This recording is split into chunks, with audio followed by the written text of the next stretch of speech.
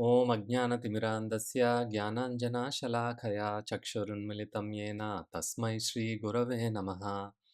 श्रीचैतन्यमनोभीष्टं स्थापितं येन भूतले स्वयं रूपः कदा मह्यं ददाति स्वपदान्तिकं। वैराग्यविद्या निजभक्तियोगा शिक्षार्थमेकः पुरुषः पुराणः श्रीकृष्णचैतन्यशरीरधारी कृपाम्बुधेर्यस्तम् अहं प्रपद्ये। नमो ॐ विष्णुपादाय कृष्णप्रेष्ठाय भूतले श्रीमते भक्तिवेदान्तस्वामिनिति नामिने। नमस्ते सारस्वते देवे गौरवाणी प्रचारिणे निर्विशेषशून्यवादी पाश्चात्यदेशतारिणे। जय श्रीकृष्ण चैतन्य प्रभु नित्यानन्द श्री अद्वैत गदाधर श्रीवासादि गौरभक्तवृन्द।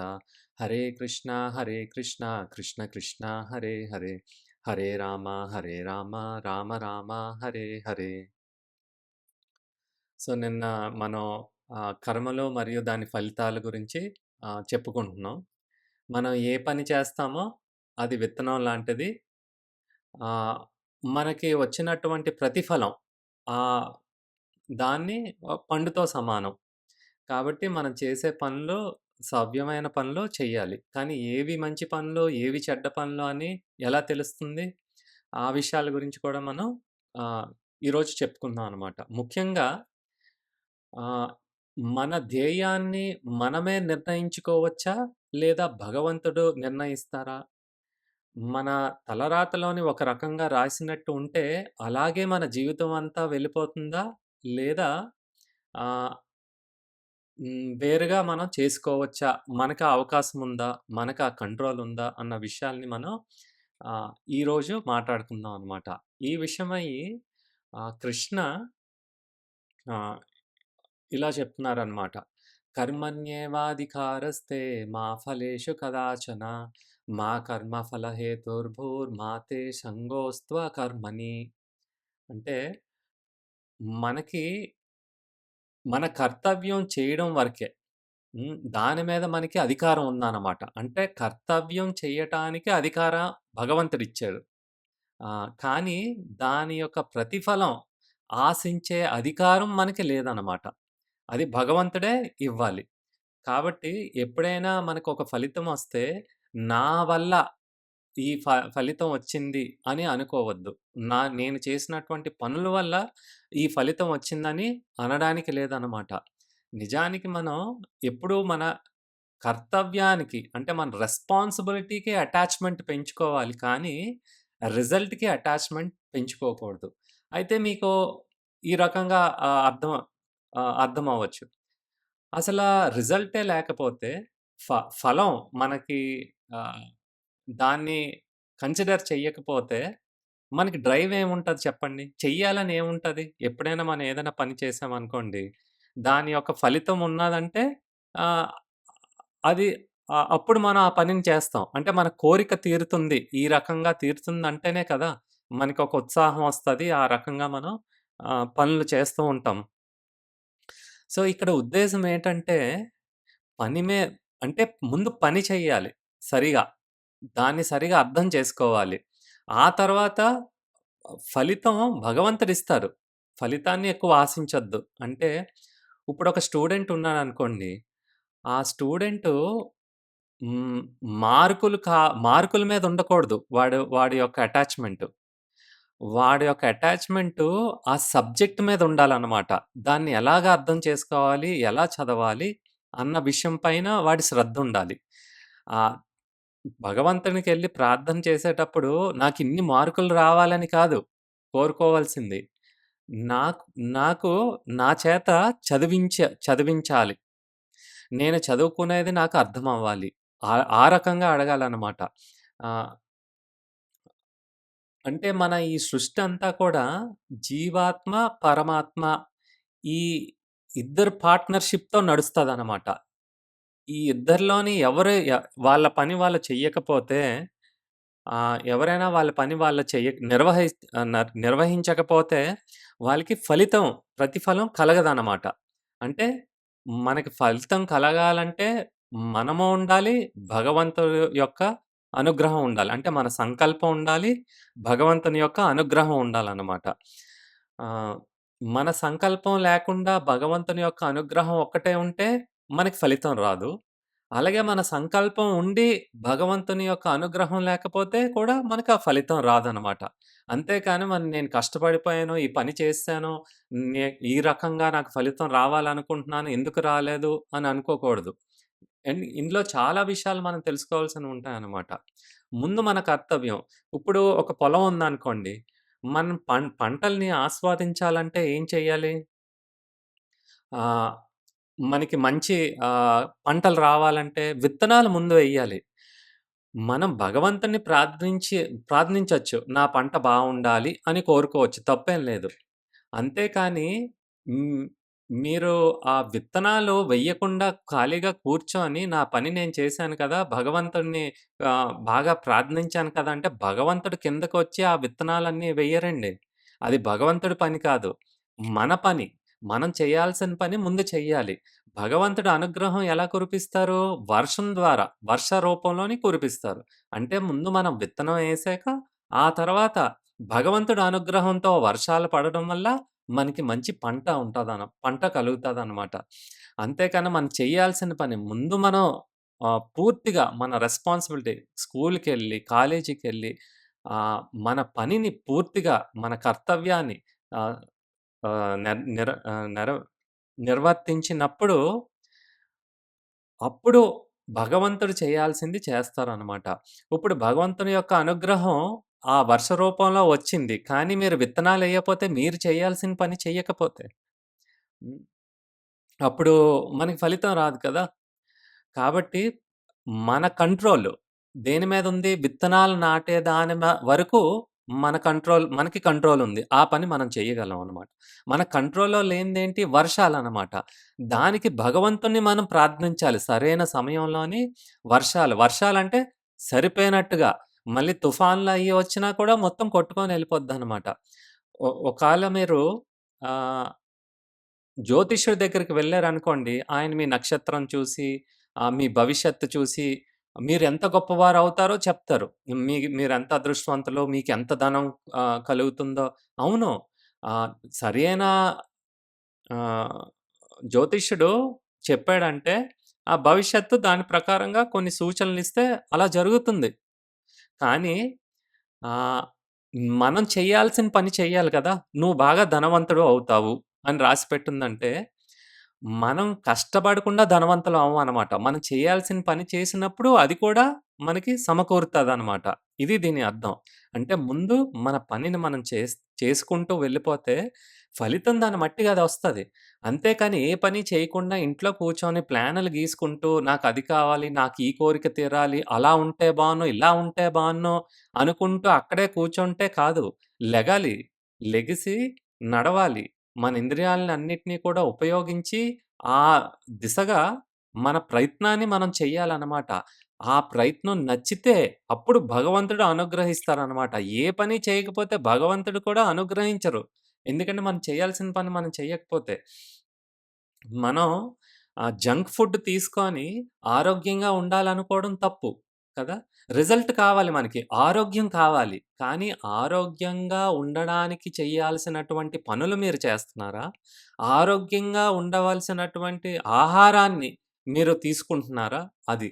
అలాగే ఒక స్టూడెంటు ఎప్పుడు మార్కులే కావాలని కాదు. ఆహ్, బాగా చదువుకోవాలి అన్న కోరిక ముందుండాలనమాట. ఆ తర్వాత మార్కులు. అది ఈ యొక్క శ్లోకం యొక్క అర్థం అనమాట. మనం కష్టపడిపోతే ఫలితం వచ్చేదు. రైట్ డైరెక్షన్‌లో కష్టపడితేనే మనకు ఫలితం వస్తదనమాట. ఈ రకంగా. ఆ! హ్మ్. కాబట్టి ఇప్పుడు ఒక స్టూడెంట్ ఉన్నాడనుకోండి. హ్మ్. లేదా ఒక డాక్టరు. ఒక డాక్టరు ఆహ్, వాడి యొక్క పేషెంట్‌ని ఒక సేవ కింద అంటే ట్రీట్‌మెంట్ ఒక సేవ కింద చేసి, వాడి ఆరోగ్యం బాగోవాలి అన్నది సరి అయినటువంటి కోరికనమాట. అంతేకాని వారి యొక్క పేషెంట్‌ల దగ్గర నుంచి డబ్బులు ఎక్స్‌ప్లాయిట్ చేసి, డబ్బులు లాక్కోడానికి చేయకూడదనమాట. అలాంటి వైద్యంలోని వైద్యం ద్వారా అటు డాక్టర్‌కి ఏమి ఫలితం ఉండదు. మంచి ఫలితము. అలాగే ఈ యొక్క పేషెంట్‌కి కూడా నయం అయ్యే అవకాశం చాలా తక్కువుంటదనమాట. కాబట్టి ఎవరు ఏ కర్తవ్యం ఎలా చేయాలి అన్న విషయాన్ని ముందు అర్థం చేసుకోవాలనమాట. భార్యాభర్తలు ఎలా ఉండాలి? ముందు వాళ్ళిద్దరి మధ్యన ఏమి ప్రేమ ఉండదండి. శాస్త్రాల ప్రకారంగా నిజంగా భార్యాభర్తల మధ్యన ప్రేమ కలగటానికి కనీసం 15 సంవత్సరాలు పడతాదట. అంతవరకు ఏం చెయ్యాలి? ఓపికగా ఎవరి కర్తవ్యాన్ని వాళ్ళు పాటించాలనమాట.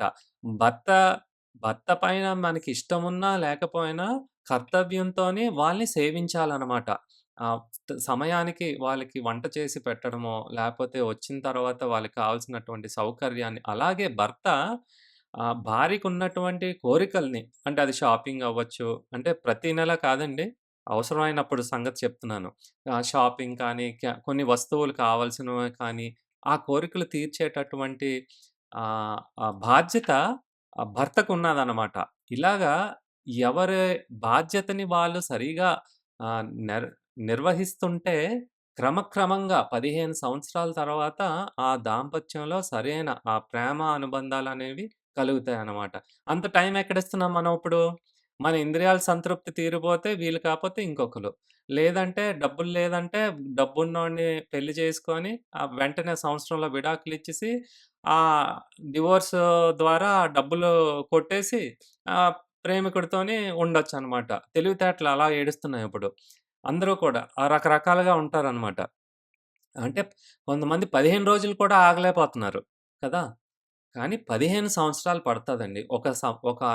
ఒక సంబంధంలో ఉన్నటువంటి మాధుర్యాన్ని మీరు అనుభవించాలంటే సంవత్సరమో, 2 సంవత్సరాల్లో అంటే ఎక్స్‌పెక్టేషన్స్ ఎక్కువైపోతున్నాయి. మా అత్తగారు ఇలా ఉండాలి, మా మామగారు నన్ను ఆహ్, ఇలా చూసుకోవాలి, నన్నేం తిట్టకూడదు అంటే ఏం తల్లితండ్రి తిట్టలేదా? తల్లితండ్రి కొట్టలేదా? మరి అత్త, మామగారు చిన్నదేమనంటే అమ్మో! వేరేగా ఉంటదనమాట. ఇలాగా ఈ సంబంధాలు సరిగా అర్థం చేసుకోవాలనుకుంటే, మీరు రామాయణం బాగా ఆహ్, అర్థం చేసుకోవాలి. రాముడిని బాగా అర్థం జేసుకోవాలి. అప్పుడు ఈ విషయాలన్నీ మీకు అర్థమవుతాయనమాట. కాబట్టి ముందు కర్తవ్యం మీద మీ మనసు లగ్నం పెట్టాలి. ఆ తర్వాత ఆహ్, ఫలితం మీద. నేనిలా అయిపోవాలి అన్న దాని మీద కాదు. నేను ఆరోగ్యంగా అయిపోవాలంటే యోగా చెయ్యాలి. కొన్ని తిండి పదార్థాలు కొన్ని మానేయాలి. సరిగా తినాలి. సమయానికి తినాలి. ఇలాంటివన్నీ పాటించినప్పుడు మనకి ఫలితం వస్తదనమాట. అంతేకాని నా వల్లే ఇదంతా కూడా ఈ ఫలితం వచ్చింది అని అనుకోవడానికి లేదు. ఎలాగా?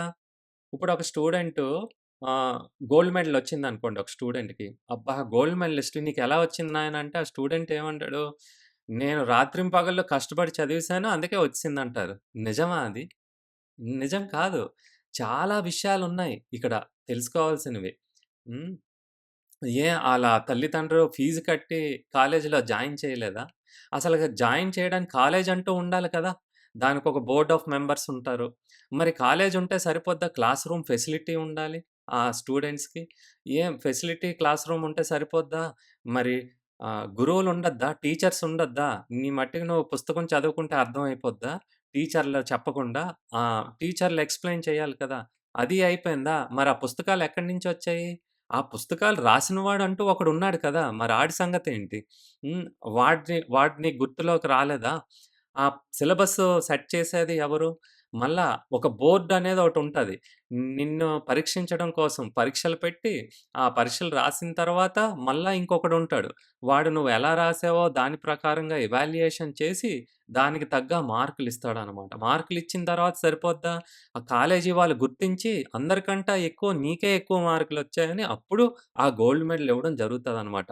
నా స్వతహాగా నేనే సంపాదించుకున్నానంటే చూడండి. అది ఎప్పటికి కూడా కుదరదనమాట. అవును. కష్టపడి చదివావు. అది కేవలం ఒక్క కారణం మాత్రమే నువ్వు సక్సెస్‌ఫుల్ అవ్వడానికి. కానీ మర్చిపోయావా మిగతా వాళ్ళ సంగతి? తల్లిదండ్రులు జాయిన్ చేసింది మర్చిపోయావా? కాలేజీలో టీచర్‌లని మర్చిపోయావా? నీ ఫ్రెండ్స్ హెల్ప్ చేసేది మర్చిపోయావా? ఇవన్నీ కూడా మనం ఏమైనా సాధించామంటే జీవితంలోని, మనం ఏమైనా సంతోషంగా మనం ఇప్పుడు అనుభవిస్తున్నామంటే కేవలం మన వల్ల మాత్రమే కాదు.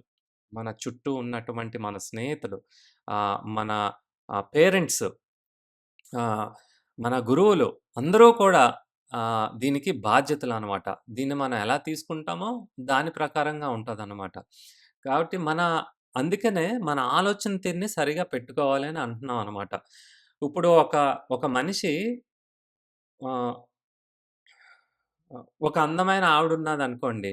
బయటికి ఎక్స్‌టర్నల్‌గా చాలా మర్యాద చూపిస్తున్నట్టుగా ప్రవర్తించి, కానీ మనసులోని ఆహ్,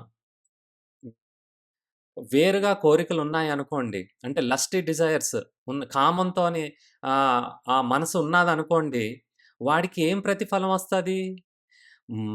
బయట బాహ్యంగా మర్యాదగా ఇచ్చినటువంటి ప్రతిఫలం రాదు. వాడు మనసు ఇంపార్టెంట్ ఇక్కడ. మీకింత ముందే చెప్పాను. మీరు చేసినటువంటి పని కాదు మిమ్మల్ని నిర్బంధిస్తుంది కర్మకి. మీ మనసులో ఉన్నటువంటి ఆలోచన తీరు నిర్బంధిస్తుంది. Intention important. బయటకి మర్యాదగా ఒక ఆవిడ దగ్గర ఉండి, కానీ లోపట కామంతోని ఉన్నారంటే మీరు మీకు జ వచ్చినటువంటి ప్రతిఫలం నెగెటివ్ ఉంటదనమాట. కాబట్టి లోపట ఒకలాగా, బయట ఒకలాగా బతకూడదు మనం. ఎప్పుడూ ఒకలాగే ఉండాలనమాట. అంటే పని ఈ ఆహ్, స్థూల శరీరంతోనే కాదు కదా! సూక్ష్మ శరీరంతో చేసినటువంటి ఆలోచన కూడా పని కిందే లెక్కొస్తదనమాట. కాబట్టి అంతెందుకు ఏ ఆవిడకి తెలియకపోతే మీ మనసులో ఉన్నటువంటి పరమాత్ముడికి తెలియట్లేదా? మీ మనసులోని ఏ రకంగా ఆలోచిస్తున్నారని? కాబట్టి కొంతమంది దగ్గర వినయంగా చాలా వినయంగా ఉంటారు. కానీ వాళ్ళెనకాలే ఆహ్, ఏవో మాటాడుతూ ఉంటారనమాట. అది కరెక్ట్ కాదు. అది మంచిది కాదు. అవసరమైతే సర్ది చెప్పొచ్చు. ఆహ్, వినేటటువంటి కాకపోతే మన మానాన మన పని మనం చూసుకోవచ్చనమాట. అంతేకాని ఆ విషయాల్లోకి మనం వెళ్ళకూడదనమాట. ఆ! ఈ రకంగా. ఇంకా కృష్ణుడు ఇంకా ఏం చెప్తున్నారంటే, ఈ కర్మకు సంబంధించి 4వ అధ్యాయం 17వ శ్లోకంలోని ఏం చెప్తున్నారంటే, "కర్మణో హ్యాపి బోద్ధవ్యం, బోద్ధవ్యం చ వికర్మణః, అకర్మణశ్చ బోద్ధవ్యం, గహనా కర్మణో గతిః." అంటే కృష్ణ చెప్తున్నారు అర్జునుడికి, అసలా ఏ పని చేస్తే దానికి ప్రతిఫలం ఎలా ఉంటాది అని అర్థం చేసుకోవడం చాలా కష్టం అర్జున. ఇది సులువైనది కాదు. అసల ముందు ఆహ్, కర్మంటే ఏంటి? వికర్మ అంటే ఏంటి? అకర్మ అంటే ఏంటి? అని అంటున్నారనమాట. అంటే పనంటే ఏంటి? చేయాల్సిన పనేంటి?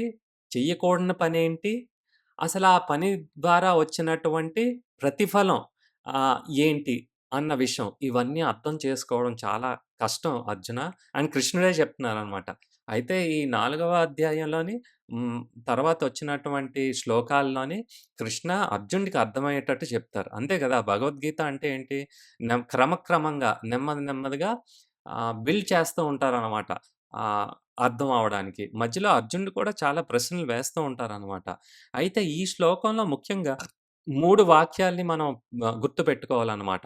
ఒకటి కర్మ. కర్మణో హి అపి బోద్ధవ్యం. బోద్ధవ్యం 3 సార్లొచ్చిందనమాట. హ్మ్. అంటే అర్థం చేసుకోవడం అనమాట బోద్ధవ్యం అంటే. కర్మ అంటే ఏంటి? అర్థం చేసుకో. వికర్మ అంటే ఏంటి? అర్థం చేసుకో. ఆహ్, అకర్మ అంటే ఏంటో అర్థం చేసుకో అని. మీకు సులువుగా చెప్తాననమాట. కర్మ అంటే ఏ పని చేస్తే మనకి మంచి ప్రతిఫలం కలుగుతాదో దాన్ని కర్మ అనొచ్చు. ఏ పని చేస్తే ప్రతిఫలం కలుగుతది మంచి ప్రతిఫలం? శాస్త్రాల్లో ఉన్నట్టుగా మనం నడుచుకుంటే. కృష్ణుడు భగవద్గీత లేకపోతే ఈ పురాణాలు భాగవతంలో ఉన్నట్టుగా ఆ రకంగా ఆ శాస్త్రాల్లోని ఒక మనిషి ఎలా ఉండాలి? ఎలా ప్రవర్తించాలి? ఏ పనులు చెయ్యాలి? అని ఉన్నాయన్నమాట. మనం ఎప్పుడు ఇప్పటిదాకా తెలుసుకోలేదు కదా మరి. అసలు అలాంటివంటూ ఉన్నాయని ఇప్పుడిప్పుడే కదా మనకర్థమవుతుంది. ఆహ్, అవి అర్థం చేసుకొని ఆ రకంగా ఏ పనైతే చేస్తామో దాన్ని కర్మ అనొచ్చు. అంటే మంచి ప్రతిఫలాన్నిచ్చేటటువంటి పనులనమాట. వికర్మ అంటే శాస్త్రాల విరుద్ధంగా అందులో ఏదైతే చెయ్యకూడదనుంటాయో ఆ పనిని మాత్రం చేయడం వల్ల మనకి వచ్చినటువంటి ప్రతిఫలము నెగెటివ్ అవుతది. బ్యాడ్ రియాక్షన్ అవుతదనమాట. దాన్ని వికర్మ అంటారనమాట. ఇప్పుడు ఉన్న వాళ్ళందరూ కూడా ఏం చేస్తున్నారు? వికర్మయే చేస్తున్నారు కదా! మనమేమైనా శాస్త్రాన్ని పాటిస్తూ మన జీవితాన్ని దానికి అనుగుణంగా మార్చుకున్నామా? లేదు కదా! అంటే అందుకే మనకి ఈ ఇబ్బందులు, కష్టాలు ఎందుకంటే తెలీదు మనకి. పూర్తిగా తెలీదు. ఎందుకంటే నాకు ఈరోజు ఒక కష్టం వచ్చిందనుకోండి. ఎందుకు ఈ కష్టం వచ్చింది? నేను ఎగ్జాక్ట్‌గా ఇటువంటి తప్పు ఒకప్పుడు చేశాను. దానివల్లే ఇదొచ్చింది అని కరెక్ట్‌గా మనం చెప్పలేం. అంత తెలివితేటలు లేవు మనకి. కదా! మూడవది అకర్మ అంటే ఇనాక్షన్. అంటే ఏ పని చేయకపోవడం అని అర్థం. అంటే ఏ పని చేయకపోవడం అని అర్థమా అకర్మ అంటే? కర్మ అంటే పని చేయడం. దానికి అపోజిట్ అకర్మ అంటే ఇనాక్షన్. అంటే పని చేయకపోవడమా? కాదు కాదు. ఏ పని చేస్తే నీకు ప్రతిఫలం ఉండదో దాన్ని అకర్మ అంటారు. గుర్తుపెట్టుకోండి. ఒకటి కర్మ అంటే శాస్త్రాల ప్రకారంగా పాటించి జీవించడం. దానివల్ల మనకెప్పుడూ కూడా మంచి ఫలాలే దొరుకుతాయన్నమాట. వికర్మ శాస్త్రాలకి విరుద్ధంగా మనం బతకడం. ఆ పనులు చేయడం అన్నమాట.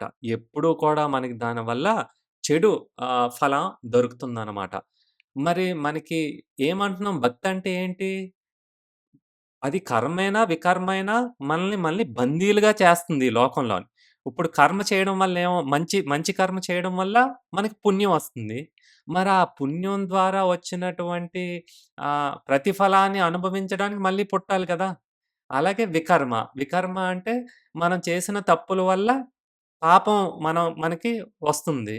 మరి ఆ పాప ఫలితాన్ని ఆహ్, ఆస్వా ఆహ్, ఆహ్ అనుభవించడానికి కూడా మళ్ళీ పుట్టాలి కదా! అంటే పుణ్యం కూడా మిమ్మల్ని పుట్టేటట్టు చేస్తుంది. పాపం కూడా మిమ్మల్ని పుట్టేటట్టు చేస్తుందనమాట. కానీ ఈ లోకంలోని. కానీ ఈ లోకంలో ఎప్పుడూ కూడా డేంజరే ఉంది.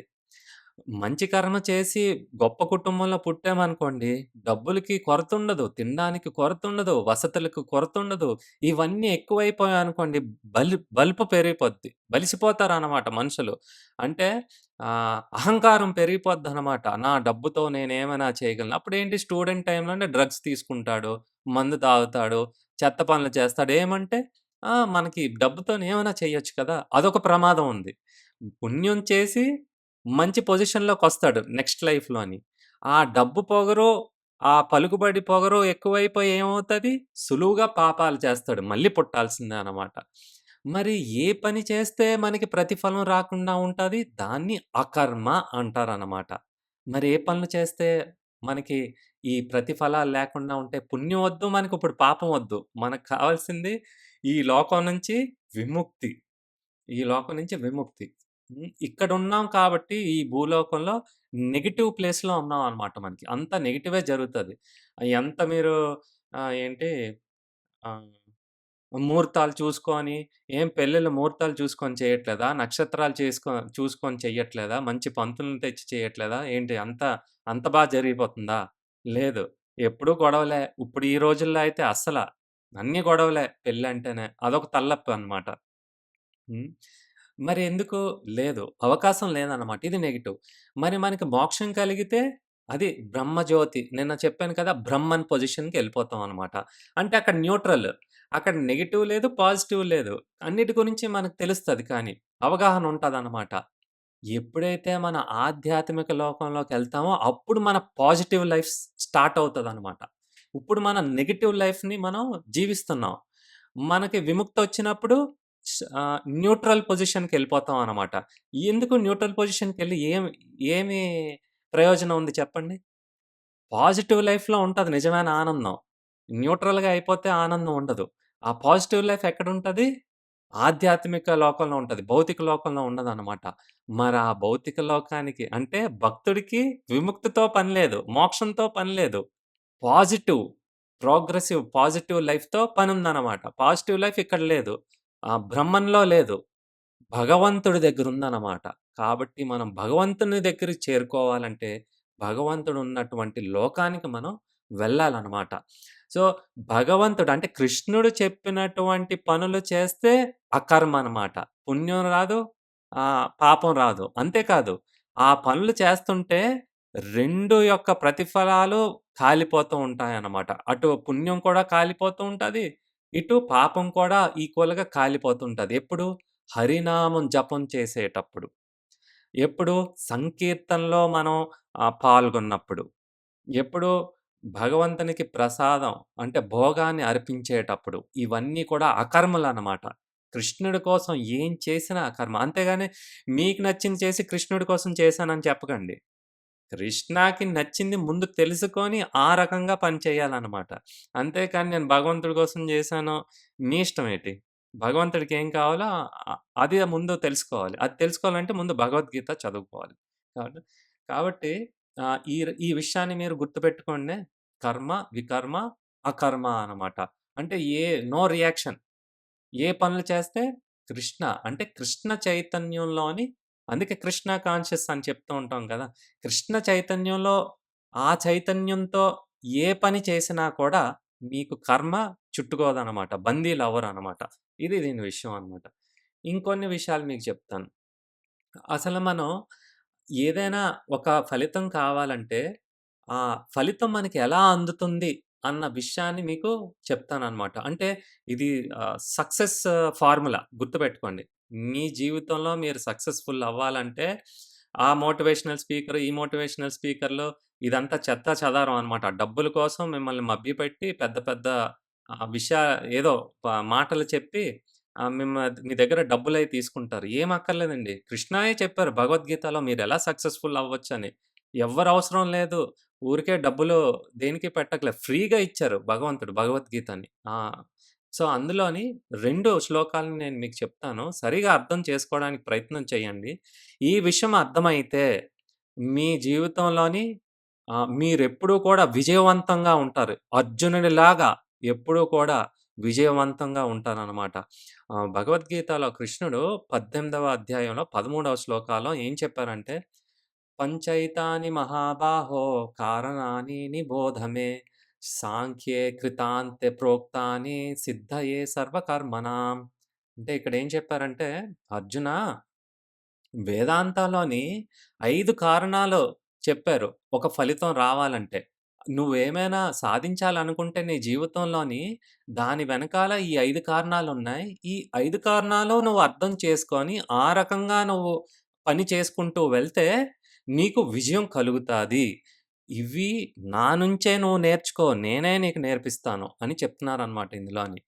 అలాగే దాని తర్వాత ప 18వ అధ్యాయంలోనే నెక్స్ట్ వర్స్ నెక్స్ట్ 14 శ్లోకంలోని ఏం చెప్తున్నారంటే, "అధిష్టానం తథా కర్త కరణం చాపృథక్ విధం వివిధాశ్చ పృథక్ చేష్టా దైవం చైవాత్ర పంచమం" అని చెప్తున్నారు. అంటే ఆహ్, అర్జున ఈ 5 కారణాలు చెప్పాను కదా!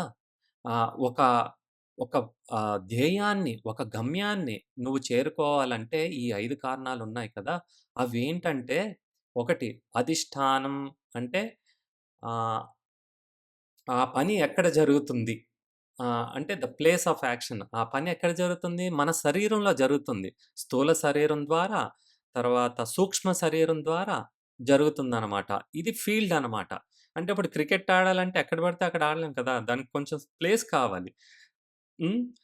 అన్ని గేములు మన బెడ్‌రూముల్లో అక్కడ ఆడుకోలేం. సో, ప్లేస్ ఆఫ్ యాక్షన్ అధిష్టానం. అంటే ఆలోచనలు ఎక్కడ కలుగుతున్నాయి? మన శరీరంలో. ఎలాగా? సూక్ష్మ శరీరంలో. ఏమైనా పని చేయాలంటే ఈ శరీరం ద్వారా. అంటే దాన్ని అధిష్టానం అంటారు. రెండవది ఏం చెప్తున్నారు? తథాకర్త. కర్త అంటే పెర్ఫార్మర్.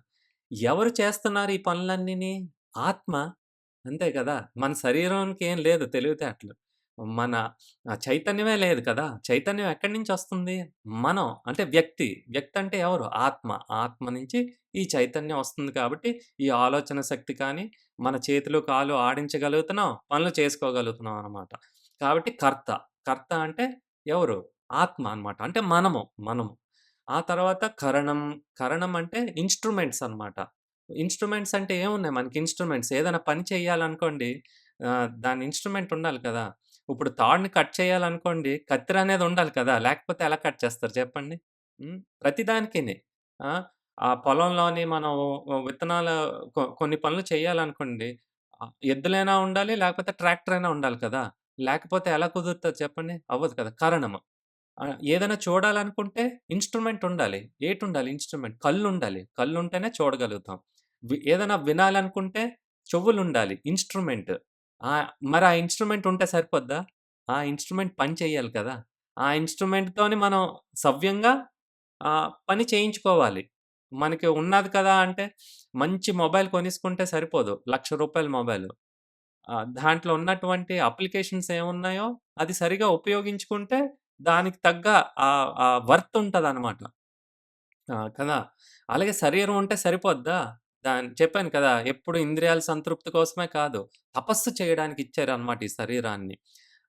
తట్టుకోగలదు. శరీరం తట్టుకోగలదు. ముందు మన మైండ్ సెట్ ఉండాలి సరిగాన. సో, కరణం ఇన్‌స్ట్రుమెంట్స్ లేకుండా పనేమి జరగదు. కదా! ఆ తర్వాత ఇంకోటి ఈ యొక్క శ్లోకంలో ఏం చెప్తున్నారు? వివిధాశ్చ పృథక్ చేష్ట. చేష్ట అంటే రకరకాలటువంటి ఆహ్, పనులనమాట. అవసరమైనట్టు పనులు చేయడం అనమాట. కష్టపడడం మనం. ఆ తర్వాత ఆఖరిది దైవం చైవాత్ర పంచమం. దైవం. దైవం అంటే ఆహ్, పరమాత్ముడు. హ్మ్. భగవంతుడు.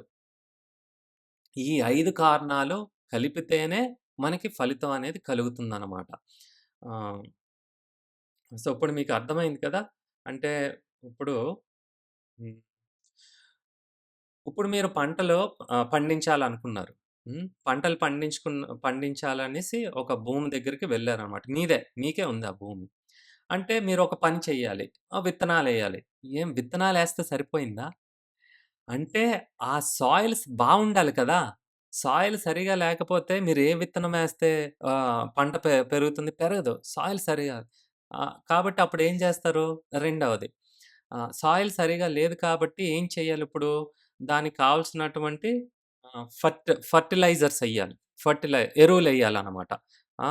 ఆ పేడతోని తయారు చేసింది, ఆ తర్వాత ఈ ఉండిపోయినటువంటి ఆకులు, ఎండు ఆకులతోని అంతా కలిపి ఫర్టిలైజర్ బాగా తయారు చేసి దాన్ని వెయ్యాలి. వెయ్యాలన్న జ్ఞానం ఉంటే సరిపోద్దా? ఆ! సరిపోదు కదా! ఏం చేయాలి? మీరు వెళ్ళాలి. ఆ పొలానికి వెళ్ళాలి. అంటే ప్లేస్ ఆఫ్ యాక్షన్. ఎక్కడ పని చేయాలి? ఇంట్లో చేయడం అవ్వదు. ఎక్కడైతే ఫలితం వస్తదో అక్కడికి మీరు నడుచుకుంటూ వెళ్ళాలనమాట. ఎతుక్కుంటూ. ఆ పొలానికి వెళ్ళిన తర్వాత నిల్చొని ఆలోచిస్తే పనయిపోద్దా? పని చెయ్యాలి. ఏం చేయాలి? ట్రాక్టర్ తేవాలి. సరిగ్గా దానికి సరిపడినటువంటి ఎరువులు తేవాలి. ఆ! అవన్నీ తెస్తే మీ కాళ్ళు, చేతులు డ్రైవ్ చేయాలి కదా! మీ చేతులు యూజ్ చేసి డ్రైవ్ చేయాలి. కళ్ళతో చూసి ఒక లైన్‌గా అవన్నీ సరిపోయేటట్టుగా వెయ్యాలి. అంటే రకరకాల పనులుంటాయన్నమాట. తర్వాత ఆహ్, గు నీళ్లు వెయ్యాలి. ఇలాగా చేష్ట అనమాట. చేష్ట అంటే రకరకాలైనటువంటి పనులు దానికి సంబంధించినవంటి. ఇవన్నీ చెయ్యాలన్నమాట. ఇవన్నీ చేసిన తర్వాత వర్షాలు పడిన తర్వాత అప్పుడు మనకి పంటొస్తది. నా డ్యూటీ నేను చేస్తాను. నా పని నేను చేసేసానంటే నేను స్కూలుకెళ్ళాలి స్టూడెంట్. స్కూలుకెళ్ళొచ్చేస్తే మార్కులొచ్చేస్తాయా? స్కూలుకెళ్ళొచ్చేస్తే ఆహ్, ఆ సబ్జెక్ట్ అర్థమవుతదా? అర్థమవ్వదు కదా! వినాలి. చెవులతో వినాలి. కళ్ళతో ఆ బోర్డుని చూడాలి. ఆ పుస్తకాన్ని చూడాలి. మన మనస్సుతో, మైండ్‌తోని సరిగా దాన్ని అర్థం జేసుకోవాలి. అప్పుడు ఏ ప్రశ్నిచ్చినా కూడా రాసేయగలుగుతాడు. అది అర్థమయిందంటే. అలాగే భగవద్గీత అర్థమైందనుకోండి, మీ జీవితంలోని ఎటువంటి ఆహ్, కష్టం వచ్చినా కూడా మీరు దాన్ని ఆహ్, సాల్వ్ చేసుకోగలుగుతారు. ముందు అర్థం అవ్వాలి కదా సబ్జెక్టు. అర్థం అవ్వకుండా ఊరికే ఎందుకు మాటాడడం? అలాగని ఇప్పుడు మనం అంతా నేర్చుకుంటున్నవి, చెప్పుకుంటున్నవి ఊరికే మాటాడుకోవడానికి కాదండి. ఆ! పొలంలో ఏ ఎరువెయ్యాలి, ఎరువులెలా ఎయ్యాలో తెలుసుకుంటే పంటొచ్చేదు. మీరు వెళ్లి వెయ్యాలి. అంటే భగవద్గీత మనం నేర్చుకుంటున్నామంటే, అందులో కృష్ణుడు చెప్తున్నట్టుగా మనం మొదలుపెట్టాలి. దాన్ని ఇంప్లిమెంట్ చెయ్యాలి. అప్లై చేయాలి మన జీవితంలోని. లేకపోతే వేస్ట్. ఎంత మనం ఈ జీవితం అంతా భగవద్గీత విన్నా కూడా మన బతుకులు మారవు. మన కష్టాలు పోవు. అంటే నిజమైన భక్తేంటంటే, భగవంతుడా నాకు నువ్వేం కష్టం నా కర్మకాలి ఏ కష్టమొచ్చినా కూడా నేను నిన్నే సేవిస్తాను అని. ఏం దేవకి, వసుదేవులకి కష్టం లేదా? కృష్ణ పుట్టేటప్పుడు? కృష్ణుడే కదా స్వయంగా పుట్టారు. వాళ్ళు జైల్‌లో లేరా? ముందుగా వాళ్ళ బిడ్డలు మరి పాండవులు? ఆహ్, కు కుంతీదేవి ఏం వాళ్ళు ఏ కష్టమో పడలేదా? కానీ వాళ్ళ ఆనందం ఏంటి? కృష్ణుడున్నారు. కాబట్టి కృష్ణుడి కోసం ఏమైనా చేయడానికి వాళ్ళు రెడీ అనమాట. అంతేకాని మనలాగా కృష్ణుడు నాకిదివ్వు, నాకీ కష్టాన్ని తీసి, నాకీ సుఖాన్నివ్వు, నాకా డబ్బులివ్వు, ఆహ్, అది పోగొట్టు, ఇది పోగొట్టు, నా శత్రువుని నాశనం అయిపోయేటట్టు చూడు. ఇవి కాదు. కృష్ణ నీ నీ ప్రేమ కావాలి నాకు. నేను కూడా నిన్ను ప్రేమిస్తున్నాను. ప్రేమలోని నువ్వు ఇలా చేస్తేనే నేను నిన్ను ప్రేమిస్తాను అలాంటి కండిషన్స్ ఉండవండి. ఆ! కృష్ణ ఆహ్, భక్తంటే ఏంటి? భక్తంటే మరి ఎంతమంది భక్తులను చూసాం. వాళ్ళు ఎన్నో కష్టాలు పడి 'ప్రహ్లాద్ మహారాజు' ఏం 'ప్రహ్లాద్ మహారాజు' సొంత తండ్రే ఆయన్ని ఎన్ని రకాలుగా హింసించి చంపడానికి ప్రయత్నం చేశారు. అలాగని చెప్పి కష్టంగా ఉందని భగవంతుని నామాన్ని తీసుకోవడం మానేసారా 'ప్రహ్లాద్ మహారాజు'? లేదు కదా! మరి మనం ఎందుకు అలా ఆలోచిస్తున్నాం? అంటే కృష్ణనామం జపం చేస్తే మన కష్టాలు తీరిపోతాయా? కాదు. సరిగా అర్థం చేసుకోండి. కృష్ణ నా కర్మ వల్ల నాకెన్ని కష్టాలొచ్చినా అవి నేను అనుభవిస్తాను. అది నాది కదా! అది అనుభవిస్తూ కూడా నిన్ను సేవ చేస్తాను. హ్మ్. తర్వాత నువ్వు గృహస్థ అయితే ఏంటి, బ్రహ్మచారి అయితే, వానప్రస్థ అయితే ఏంటి, సన్యాసి అయితే ఏంటి? కృష్ణ నాకు పెళ్లయింది. నాకు భార్యున్నది, పిల్లలున్నారు. అయినా కూడా నేను హ్మ్, ఉన్న తక్కువ సమయమైనా కూడా ప్రతిరోజు నిన్ను సేవిస్తాను. నాకు కుదిరినంత వరకు. అంతేకాని అస్సలు సేవించడం నేను చాలా బిజీగా ఉన్నాను. పిల్లలున్నారు. ఏ హరే భగవంతుని నామాన్ని కూడా జపం చేయలేనటువంటి సమయం లేదా? నోటితో నాలుకతోని హరే కృష్ణ, కృష్ణ కృష్ణ హరే హరే, హరే రామ, రామ రామ హరే హరే అన్న పదాన్ని అనడానికి నోరు నొప్పిగా ఉందా? నాలుక నొప్పిగా ఉందా? గంటలు గంటలు బోలెడంత సోది చెప్పుకుంటాము. గంటలు గంటలు పాలిటిక్స్ గురించి మాట్లాడుకుంటాము. గంటలు గంటలు వాళ్ళ గురించి, వీళ్ళ గురించి గాసిప్ చేస్తాం. అప్పుడు నొప్పేయదు నోటికి. కావాల్సినవన్నీ రోజంతా తింటూ ఉంటాము. అయినా నొప్పేయదు నోరికి. నాలుక కూడా నొప్పేయదు. కానీ భగవంతు నామం కుదుటుగా ఒక 10 నిమిషాలు కూర్చొని జపం చేయడానికి నొప్పా? మరి భగవంతుడి ప్రేమ ఎలా దొరుకుతదండి మనకి? దొరకదు. కొంచెం కూడా మనకి అందుకే కృష్ణుడంటే ఎవరు? అర్థం జేసుకోవాలి. మరి ఈ పనులన్నీ, ఈ చేష్ట మీ కష్టం అంతా పడిపోతే సరిపోతుందా? దైవ అనుగ్రహం ఉండాలనమాట. అంటే మీకు ఇంకా సింపుల్‌గా చెప్తాను. ఈ ఫార్ములా ఏంటో. మీకేదైనా ఫలం కావాలనుకుంటే, ఆ ఫలితం ఎలా వస్తాదంటే ముందు కర్మ. అంటే మీరు మంచి కర్మలు చేసుకుంటే ఇంతకుముందు మీకు చెప్పాను కదా! మీకు స్వతంత్రం ఎక్కువుంటదనమాట. మీ కర్మను మంచి కర్మ చేసుకుంటే పుణ్యం ఉంటది. పుణ్యం మీకు సపోర్ట్ చేస్తది. పుణ్యం ఉంటే సరిపోద్దా? కాలం కలిసి రావాలి. అంటే కాలపురుషుడు. అంటే భగవంతుడే, శ్రీకృష్ణుడే. కాలపురుషుడు. కాలం ఆయన ఆధ్వర్యంలో పనిచేస్తుందనమాట. అంటే మన కర్మ బావుండాలి. ఆ తర్వాత కాలం కలిసి రావాలి. ఆ తర్వాత దైవం అనుగ్రహం ఉండాలి. దైవం అనుగ్రహంతో పాటు ఈ ప్రకృతి ఆహ్, ఆ యొక్క దాన్ని అమలు పెడతదనమాట. మన కోరిక తీరాలంటే ప్రకృతి అమలు పెడతది. ప్రకృతి ఇప్పుడు విత్తనాలేస్తే కాదు కదా! ఆ తల్లి పంట ఆ మొక్క పెరగడానికి ఆమె తోడ్పడతది కదా! అలా రకరకాలు. సో, ప్రకృతి అలాగే సూర్యుని యొక్క ఫోటోసింథసిస్ అది జరగాలి కదా! అలాగే వర్షం, నీరు త రావాలి. ఇవన్నీ ప్రకృతి చేస్తుందనమాట. అంటే ప్రకృతి యొక్క అమలు జరగాలి. ప్రకృతి అమలు ఎప్పుడు జరుపుతుంది మీ కోరిక తీర్చడానికి? దైవ అనుగ్రహం ఉన్నప్పుడనమాట. అంతేకాని నేను గట్టిగా ఇది కోరుకున్నాను, తీరిపోవాలి భగవంతుడా అంటే కాదండి. ఈ ప్రకృతి మీ కోరికలు తీర్చదు. మీకు ఆ ప్రకృతికి మధ్యన భగవంతుడున్నాడన్న విషయం మీరు మర్చిపోవద్దు. భగవంతుని యొక్క అనుగ్రహం కావాలి. కాబట్టి మీ కర్మ ఆ ఫలితము. ఆ తర్వాత ఆహ్, పరిణామము, దైవ అనుగ్రహము, ఆ తర్వాత ప్రకృతి ఆహ్, దాన్ని అమలు చేయడం, ఎగ్జిక్యూట్ చేయడం ఇవన్నీ కలిస్తే వస్తది ఫలం. ఈ 5, 5 చెప్పాను కదా! ఏంటేంటి చెప్పాను మీకు? అధిష్ఠానం అంటే అధిష్టానము, కర్త, కరణము, చేష్ట వీటిలన్నిటికి కారణం ఎవరు? దైవమే కారణం. అంటే ఒక ఫలం రావడానికి ప్లేస్ ఆఫ్ యాక్షన్ అంటే అధిష్టానం ఉండాలి.